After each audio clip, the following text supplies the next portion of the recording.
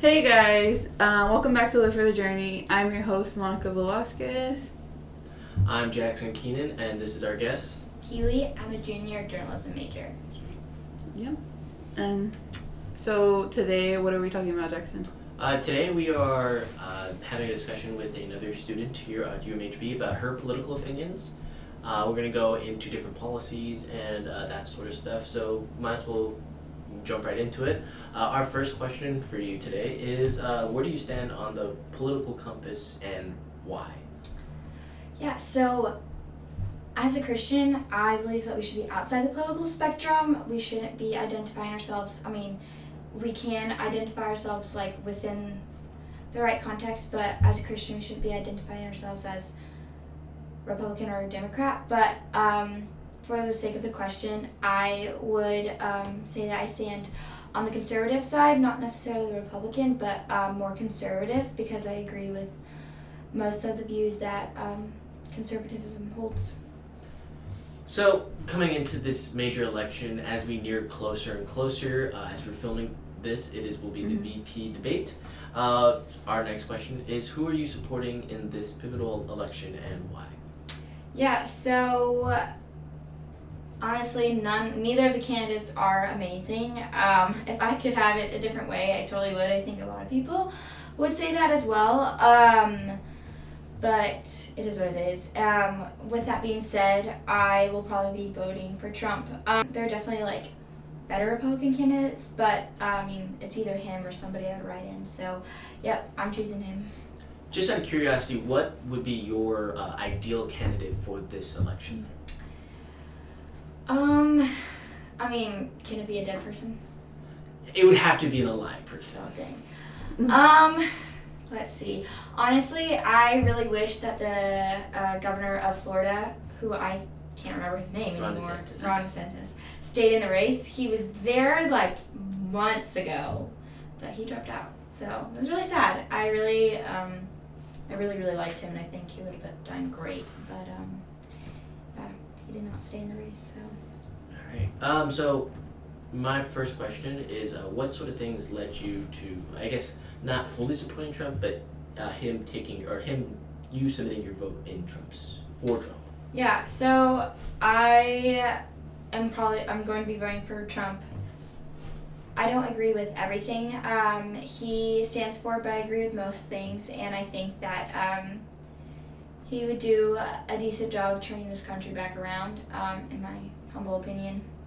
What does that mean by turning? I've always heard that I yeah, guess the slogan. It is a what slogan. Does that it's just mean? Something that people say, but what it means is more based on your opinions, because in my opinion, we can go into talk about this in just a few minutes, but I don't agree with what the current administration, the Biden-Harris administration, is doing right now with mostly everything, and I think that there's just a lot of things in this country that have gone downhill because of them, and so when I say I hope that he can turn things back around, I mean bring it up from where it is now. Okay. If that makes sense. Okay, and is that in economics and economics, things like that?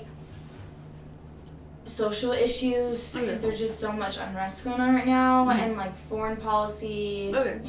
There's a lot going on. So, what specific policies do you like about Trump? Yeah, for Trump,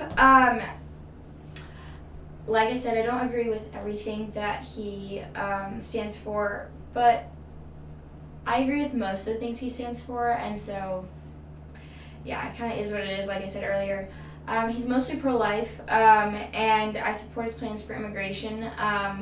He wants to reduce inflation and also wants to increase U.S.-based manufacturing with just big companies and everything like that in the U.S., which I agree with because the crazy culture in society, world-wise, not just in our own country, and just also the times we're living in. I will always support American-made products and companies, because a lot of things, our products in this country, come from somewhere else, and honestly it's scary, and you don't know what you're giving your money to or what you're buying into or what you're intaking into your life and your body and all of that stuff.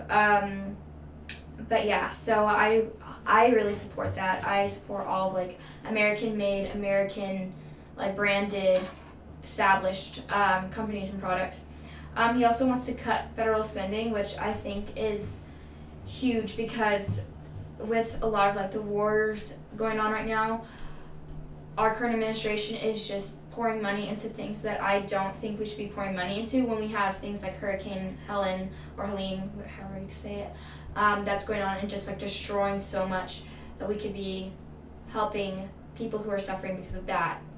I'm a big supporter of helping our own nation first before helping anybody else, because if we can't take care of our own nation, then how are we going to take care and like help other people and other nations? Yeah, there's a lot that goes into that for sure. He wants to cut taxes as well, but I mean every candidate says that, so That is true. it's like it's just whatever. Texas. Yeah. But yeah, he and his vice president pick J.D. Vance. Well, this is a huge thing more about like social issues, not about necessarily like politics and the economy, but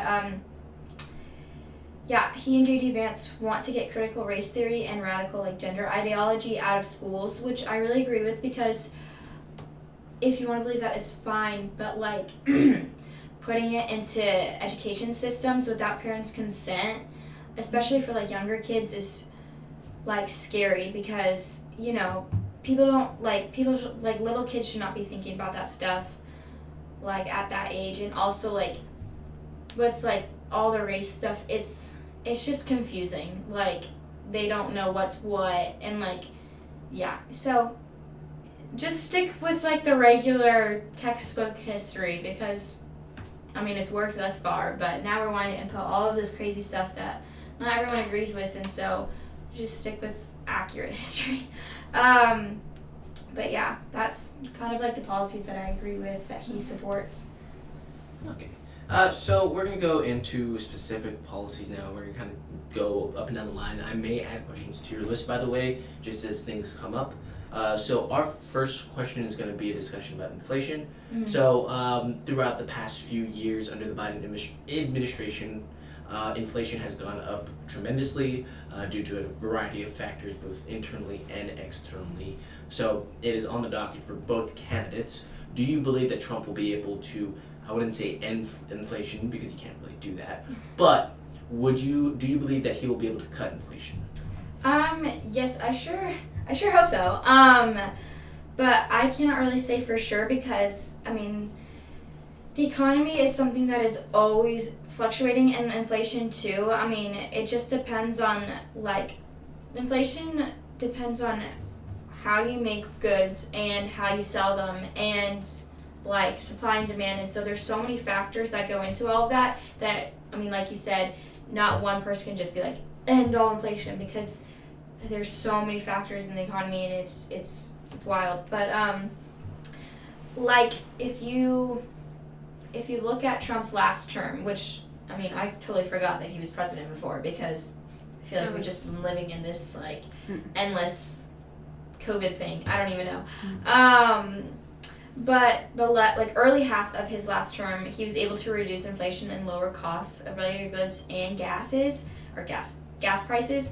But of course with COVID and everything, things spiraled out of control. I mean, and I'm not saying that like, oh, it's his fault or whoever's fault, but like it was kind of out of the government's control. I mean, I think he did the best he could, and his intentions were in the right place. But obviously COVID came out of the blue, so there's nothing that anybody could have done to stop what actually happened, like with inflation and the economy with COVID, because COVID destroyed like the economy. And so I think we're living in the recesses of that, but also like because of, like you said, the current administration, it has gone up. And so with COVID and our current administration, it's both things just equal to much inflation. But yeah, like I said, I think he did the best he could to maintain the economy. His intentions were in the right place. Of course, COVID was so out of the blue that, no one could have prevented that. But I think so. I hope so. Them. But if you do research, because what I researched was inflation, a little bit of inflation is a good thing. Mm-hmm. Yeah, it's the economy's gonna naturally inflate. You don't want, the worst thing that could happen in an economy is deflation. You want it to inflate, but not at the rates that we are currently seeing. Yeah. Or I should say what we were seeing 12 months ago. Okay. So yeah, you definitely want your economy to inflate a little bit. You don't want it to inflate, but definitely not at the rates that we were seeing, which were factually pricing out middle to lower class Americans and making food and housing prices very expensive. Mm-hmm. So yeah, I would say that both candidates are, the big thing is inflation. It has to be inflation because it was such a major issue. And, it'll be interesting to see what each candidate brings to the table regarding their economic plans in regards to inflation. It's something that is difficult to cut down on, and it's something that is difficult to act on, but something super easy to say, You can just say, I'll cut inflation. Very easy to say. But it's, they don't know, like, with COVID, no one knows, like, no one hopes a pandemic happens, but when it does, you can't promise people things that you have no control over. It's good to know that, obviously, it was horrible, COVID was horrible, but, like, something like that can happen, so you can be more prepared for it in the future. Yeah. But yeah. So our next question is regarding, is also kind of tied to inflation, and it's going to be like, I would say Kamala's major overarching plan for inflation isn't necessarily to attack it head on, but she wants to cut food and housing taxes, especially for middle class to lower class single family homes. Mm-hmm. What is your opinion on that whole thing, and do you think that she can do it, or is she just being a politician? If I'm being so honest about my opinion of Kamala Harris, I do think she is just saying that. A lot of things that she says, either she doesn't really know what she's talking about, or she just she really doesn't know what she's talking about. And a lot of times it's not just her, politicians, like, they'll say what they want or say what you want to hear just to get your vote. It's very much political theater, especially this year with all of the debates, such political theater. But yeah, like you said, she stated that she wants to help out the middle class of America because normal everyday things are going up in prices so much. Every time I get groceries, I'm like, yeah, definitely. Literally, you feel it every time. You're maybe time. I don't need that this time. Yeah. But things that I do need, I'm I can't get that. Yeah. And I feel I don't know. I just now became an adult. I've been an adult since Biden took office, but so I don't remember a time when they were less because I didn't pay for my own groceries 4 years ago. But still, I even think even a couple years ago, still with this current administration, groceries were not as much as they are now. I know that they were not as much as they are now because right now they're ridiculous and it's just it's annoying. But yeah, so normal everything is medications, insurance, gas prices, food, all these little things are just skyrocketing in prices. But I think how she will go about it, I can't say for sure because we're not there yet, but it seems because of what has I've seen in the past with everything, I just don't think it's the best because what she has said kind of confuses me a little bit. Her plans are to lower prices by gouging the price of food and groceries and giving out credit, I think it's $25,000, worth $25,000 for a down payment on a house for new homeowners who don't have the funds for it because a lot of people are trying to buy and sell houses. The housing market is crazy right now. And while it seems nice, it only makes people rely on the government more for their money. And there's a lot of things that she was proposing that just went above my head because I'm not an economist. But yeah, and I think that when you give out money like this, people start relying on the government more than they should because you're not supposed to rely on the government. The whole concept of the way our country is run is so that you can work and do things freely. Now that, isn't always, like, the easiest at all because of, like, culture and society and the way the world is. But, when you start being when you start relying on the government more and more for, like, money and checks and whatever and all that, it makes them more completely dependent on the federal government, and this is a slippery slope. Like, it's not something that you want to go down because you keep relying on it and relying on the government, and that's not how our country is supposed to be run. And then once you do, they have, they're hooking your mouth, and you're just kind of led everywhere. Do you think with Biden and his policy with the student loan forgiveness, how that fell through, is that, do you see that and also see what she's trying to do? I mean, I don't think it's the exact same thing because there's definitely different, like, economic factors that go into each of that I don't understand. But yes, that's exactly what I was saying, like what I was implying, because I don't remember when it was, like I think a year or so ago, when he started giving out all these, especially during COVID, like at the recesses of COVID, the government just gave out these stimulus checks, unemployment checks, which seems understandable, but then once people are like, well, I'm unemployed, but I'm just getting money from the government, then you're doing nothing, and that wrecks the economy, because then it like, it's like a seesaw, it's like one end this way, one end all the way down. But with the student loans, like forgiving all the student loans, that's like just wasteful money.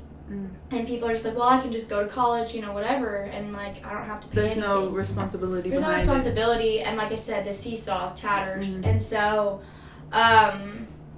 it's. My dad always said that. I mean, my family never took out any loans, like college loans, because I've worked hard to get scholarships, and my parents do real estate like on the side so that they can afford my siblings and mine tuition. But my dad always told me, like, why we don't do student loans is because once you start paying those loans to the government, it won't stop. Depending on how much money you owe, but I mean with this tuition. Well, I would say on the student loan thing, you are able, many Americans are able to pay back their student loans. They aren't paying it forever. Yeah. Especially now with the eventual student loan forgiveness. It's not like we're forgiving everybody, but the way that it's currently standing, not the Biden administration's plan, but the way that it's currently standing, after a certain amount of years, 10 to 20, you can ask for your forgiveness back. So you get your loans. Loans are forgiven after 15, 20 years. Yeah, that makes sense. Now we're going to take a different turn. We're going to move kind of away from the economy for this next question. We're going into immigration. So as we know, as we can see on any news outlet or news media, that there is a lot of illegal immigration happening on border states and just into America as a whole, especially in Texas, California, Arizona, and those border states. What do you think that former President Trump will be able to help the immigration crisis that is currently happening on our borders? I think his policy or his plan to seal the border. Now, it's kind of intense building a wall. I mean, I don't know if he's still going to do that, but that was 2016 or something. I don't know. Yeah. That's a little intense. But I think, his down-to-earth plan to seal the border, I think that will just, first of all, help so many things in our society and our economy. And I agree with what he wants to do because there's just a massive influx of immigrants who are coming in because we have a wide open border right now. And so, I agree with what he wants to do. So he said many times, like you said, to build a wall and stuff. Do you believe that's do you believe that he'll be able to, build a wall, or is that a bit extreme in your opinion? And do you believe that his smaller efforts will be able to do enough? Yeah. Well, so I'm not a politician, and I don't know a ton about who Trump necessarily is. But I think building a wall is a little intense. I mean, there will always be people that are like, yeah, we need to build a wall, like, be really, like, hoorah about it. I think immigration and all that is not necessarily a dangerous slope in and of itself, but it's a touchy subject because people are trying to escape, like things that are just not right in their country, and they want a better life. And so, you know, your heart goes out for those people, for sure, because as a Christian, you have compassion for people who are poor or who are, like, living in, like, really just horrible, I guess, countries and whatever. But so it is a touchy subject because you don't want to be mean and just say, oh, I hate everyone who's not an American. Because I definitely don't, and I definitely, I don't understand because that's not me. I'm not an immigrant, but I definitely, it's hard because you want what's best for people who don't have, like, the greatest, but at the same time, it's hard because you have so many people coming into the country and you don't know what their intentions are, and it's scary. And so crime rates go up, and the economy, like, fluctuates, like, hugely, and the job market and the housing market and inflation. And so there's all these factors. You can't just have all these people just, like, pouring into you. You have to have a system. There needs to be a system, and I think Trump wants to have a way better system than what there is now. Now, building a wall, I don't know how he'll do that. I mean, I guess he tried to. I don't know. I was pretty young when not pretty young, but I was young enough to not care about politics when he was president, and so I don't really know or remember what exactly he did. I thought he started building one. I don't know. Wasn't it, like, abandoned? Like, they stopped? Yeah, that's what I thought. It's because I've driven by the border so many times. It's because, like, isn't him building the border our tax? Isn't that how that works? Our tax money? Yeah, it would be government spending. So it would be government spending on that, and I think that's probably why a lot of people have a problem with the wall in itself. Yeah, exactly. Because of it's like it's also just taxes. Really it's so hard. Mexico's a big country. Yeah, so maybe invest money in maybe more policies, more maybe restrictions instead of a better system, instead of a humongous wall. But yeah, so it's a little interesting. But yeah, I think, I mean, his intentions are to build a better system and seal it way more stronger than it is. Because I feel like we didn't have this big of a problem until, I mean, we had definitely an immigration problem for forever, but, like, I think that it's become so much more of a bigger deal because of the current administration, because we have such a wide border. You know, I feel like in the past it wasn't as big of a problem. Maybe, I don't know. I was younger, so. It's definitely, immigration has increased over the past few years, especially under the Biden administration. Yeah. So, is there anything else you would like to discuss about immigration before we move on to our next topic? Yeah, no, that's it. Okay, so our next topic is going to be kind of a touchy-ish one. It's going to be a touchy subject. We're going to talk about abortion, and pretty much what is your opinion on the pro-choice, pro-life debate, and how has it affected your political decisions, or who you support? Yeah. So it's interesting because, I mean, of course, in the 70s when Roe v. Wade was established, I mean, of course, and then it was overturned a few years ago, but, I mean, in the 70s it was definitely big, but, I mean, before that and after that, it wasn't, I mean, a huge political topic. It wasn't something that people were like, if you vote for me, like, you'll have this choice on abortion or you have this choice. It was never, like, a deciding factor. But now, as of past, however, like 5-10 years, whatever, it has become such a huge political topic when it never was in the past, which is really interesting. And so, yes, about abortion, I am very much pro-life. I believe that it is a life and a living being inside the mother's womb at any amount of weeks, at fertilization and at birth. I believe that it is a life through and through. that's my stance on abortion. And then, so how has it affected who you support currently? Oh, yes. So as many people probably know, because it's just widely known, that Kamala Harris is very pro-abortion, and obviously I do not agree with that at all. And Trump is mostly pro-life with the exception of a couple of things.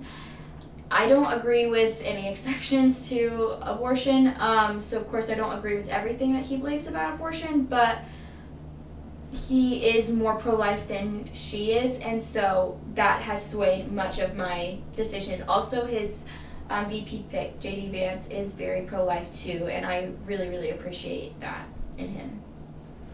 So, we're talking about how Trump's policy, or not political changes, but how he's kind of reeled back on the whole pro-life thing. He's still up to states' decisions, but he's, talking about setting different weak restrictions and stuff. What is your opinion on that, especially as a current Trump potential voter? Yeah. So he's definitely relaxed more on his views about it, like you said, and become more moderate. And people forget that, like, years ago, Trump was way more moderate than he is now. And because of the political tides that have changed in the past, 10 years or so, he has changed to be more Republican, to get more voters, and that's just how politicians are. They'll change whatever to get more voters, and so he was more moderate on a lot of things, but now he's obviously the face of the Republican Party, and so a lot of people forget that, and so now he's on several things, and especially with abortion, he's become more moderate, so that the people who are more pro-choice on the Democratic side can see that in him and be like, well, maybe I should vote for him. And so it's definitely a tactic, which, I mean, I don't agree with, but that's politicians. You can't really change it.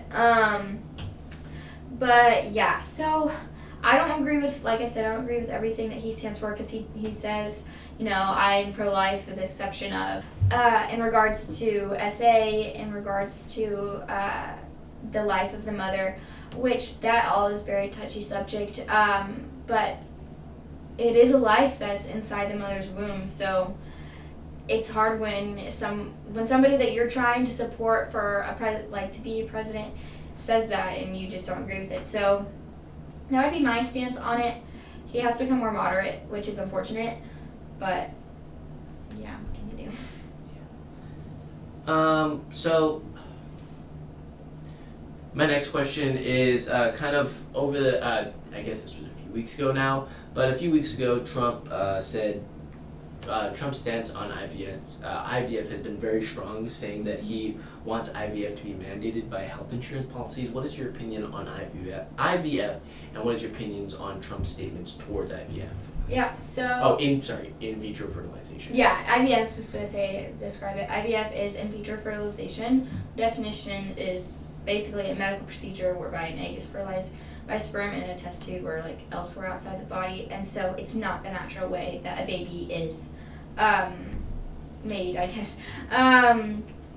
But like we had talked about earlier, it's a very hard and touchy subject, because my family knows several people who have have had babies through IVF, and have done this to get pregnant, because they cannot through the natural way. And it is really sad because people want to have children so badly that they'll go through to these lengths to have them, and it seems okay and right, but the ethics of it, when you really get down to it and in the nitty-gritty details, it gets a little wacky, because for instance with in vitro fertilization, oftentimes the egg, after the egg is fertilized into sperm via the medical procedure, there are many fetuses left over, because either there's so much of the egg that there's just, I don't really know how it all works, but there's just leftover, and so you can only have one, you can't have so many babies inside your stomach, and so these fetuses, these little humans, are just either tossed out or just stuffed in a freezer in a hospital, and so the ethics, I mean, what do you say to that? And then it gets down to, well, is it really a life? It really isn't a life. It's just such like a just wishy-washy thing, and it's just so hard to talk about. And while it seems okay for us as Christians, and like I said, I know several families who have like had children this way, it seems okay for us to be fine with it, because our hearts, like I said, hurt for like those people who are like not fertile or who can't have baby the right way, or the normal way. But biblically and ethically, it's not how God called us to be fruitful and multiply. I mean, you see that in Genesis 2 or whatever.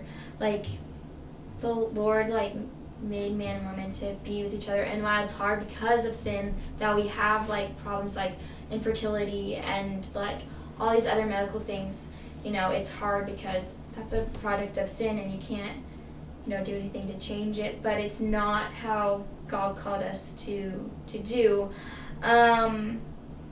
Yeah, like I said, it's a really hard subject, and my heart goes out to those mothers for sure. But with Trump, like you said, he is pretty pro-IVF now, or I guess, I don't know, but he wants to use tax dollars, federal money, and health insurance plans to fund IVF for any American who wants it. Like I said, it's such a wishy-washy topic, and so some people will love that, and other people, like many Christian conservatives, are upset about it because their tax money is going to something they don't support at all, or like they don't agree with, and it's just, you know, being poured into something they don't like, including me. But this, like I said, this is Trump being more moderate to probably get more voters. I mean, he could definitely believe this. Either way, I don't support it. But it is a hard subject, and you can get really down in like nitty-gritty with all the details. And I don't know all the details at all about IVF. So. Okay. So we're kind of. So my last few questions are going to be sort of about the world political stage. I know you said earlier in the podcast how you wanted to focus more on America first. So I just want to hear your opinions on Trump's foreign policy plan, especially leaning towards the Ukraine and Russian war, first off, and then we'll touch on the Israel and Palestine war, or I guess now with current news it'd be Israel and Middle East? Just Middle East in general. In general. Israel and a lot of people in general. Yeah. So, yeah. Yeah, so Trump says that he will end the war in Ukraine, like, for once and all. But, like I said, that who knows if that actually happens, because the war's been going on for a while now. And he wants to get the war in Ukraine over with so that the government won't have to spend any more money helping them, while there, like I said, there are bigger issues that need more of like their attention in our own country. I also read a little bit about how he wants to make a deal with Russia in order to just end the war in Ukraine. Now, I don't know all of that about like that, and if he's actually going to do that. I did happen to read it today, but yeah, that's hard because Russia's scary. But yeah, so yeah, I don't really know exactly what he will do, but he definitely wants to end the war in Ukraine so he can focus more on American politics and just America in general, which I support. Now, like, the way he goes about that probably isn't going to be amazing or the prettiest, and I have no idea how he will, but war is awful in general, so it's just hard. And then switching towards the other major foreign conflict that we are currently spending a lot of money on, which is the Israel-Palestine conflict. There's some changes. Yes, we have to change it. Is the Israel and a lot of other countries in the Middle East conflict. What is your opinion on that, and should we be spending the money on that conflict? Yeah, so as I said previously, there are so many things in our society right now in our country that need, like, the government's attention, like Hurricane Helen, or is it Helene or Helen? I don't know. I think it's Hurricane Helene. I think so. Yeah. That is like killing way more people than than expected, and it's just huge. It's gone over like so many states already, and that is really, really scary. And so the government's not paying much attention to it. I mean, I'm not going to say they're paying no attention to it because I don't know exactly.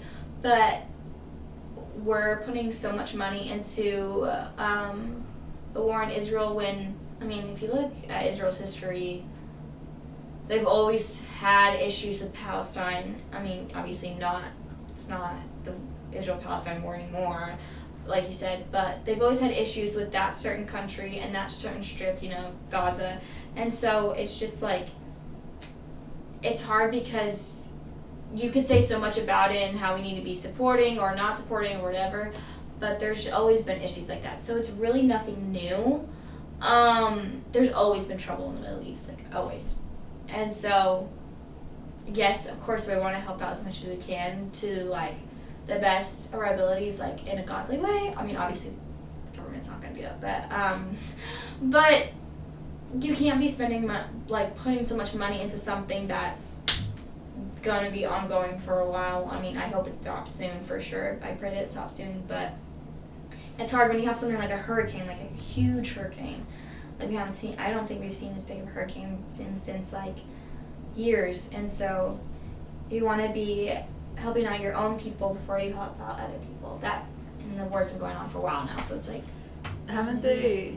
I don't know, but isn't like trillions of dollars going into that, or is it something? It's a lot of money. I don't know the exact number, but we spend a lot of money on military already, so a lot of that money is going to. I would not be surprised if it is in the trillions of dollars, but I am not 100% sure if that's a blown up number or not. So like, that's also like taxes too. Our money, is that why? Yes, I mean, everything of government spending is our money, our tax money. Okay. So yes, it is our tax. And that's probably that's why. Makes sense. More people are like yes and no, like cutthroat with it. It's a complicated issue, definitely. On one side, we should be focusing on America first, sure. Definitely. We see a lot of underfunded things. I think FEMA would be one of those things. We aren't able to get to the some victims, even though they're out there due to some government spending restrictions, because we do spend a lot of money on world conflicts and stuff like that. But on the other hand, we are a major world power in the sense that we're America, rah. Yeah. So that's kind of it's finding the balance point, and I think if you whatever opinion. Don't want to turn a blind eye either. Yeah, it's difficult while some people and that's why it's so it's tax laws. Well, some people like Keely believe in America first. Some other people want us to be worldwide. Oh, okay. Did you want to add anything else? Did you want to say anything to our viewers? Anything like that? Yeah, I'd say go vote because that's really, really important. And it's a great God-given American right that we have that a lot of people in other countries don't have.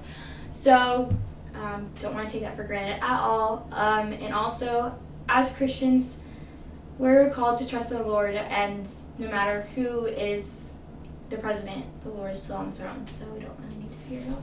Okay, thank you so much. Well, thank you, Keely, for coming on, and thank you guys for watching.